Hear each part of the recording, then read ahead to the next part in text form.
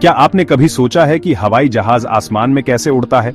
इसका जवाब है विज्ञान। हवाई जहाज के पंखों का आकार, जिसे एयरफॉइल कहते हैं, उसे उड़ने में मदद करता है। ऊपर से हवा तेज चलती है और नीचे से धीमी। इससे लिफ्ट बनती है जो जहाज को ऊपर उठाती है।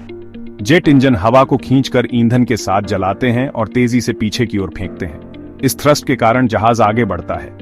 ये सभी ताकतें, लिफ्ट, वजन, थ्रस्ट और ड्रैग मिलकर हवाई जहाज को उड़ने में मदद करती हैं। ऐसे ही और रोचक वैज्ञानिक तथ्यों के लिए हमारे चैनल को सब्सक्राइब करें ना